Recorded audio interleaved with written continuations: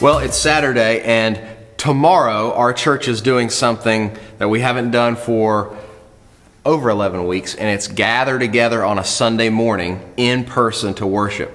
Now, if you haven't heard any of that before, we're having services at 8, 9:30, and 11, and we're asking that you wear a mask and that you get here a little early so that you can be kind of get in and be seated. But why are we doing that? Why are we putting on a mask? Why are we being real careful about coming together? And why are we going through all the hassle of church? Why can't we just sit at home and watch it on live stream? Well, in Hebrews chapter 10, we have a reason, and it's one of the one another's. So in Hebrews chapter 10, verse 24, it says, "Let us consider how to stir up one another to love and good works, not neglecting to meet together as is the habit of some, but encouraging one another, and all the more as you see the day draw near." So you see that there's actually two one another's in this passage, and those two one another's are tied to this event.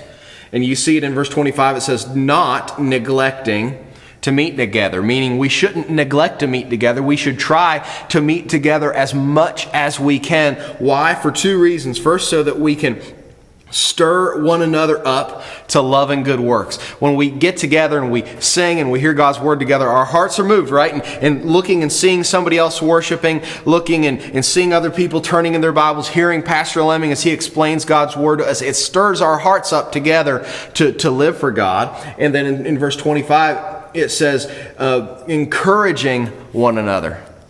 One of the things that gets me through my weeks is seeing you. And it's been really hard not seeing you in person for the past 11 weeks. And that's why we need each other. That's why it's worth putting on that mask that doesn't feel real comfortable. That's why it's worth maybe not getting to sit where you usually sit in a Sunday service and kind of going through all those things, is because this is something that God tells us that we need. Now, I understand that not everybody's ready to come out.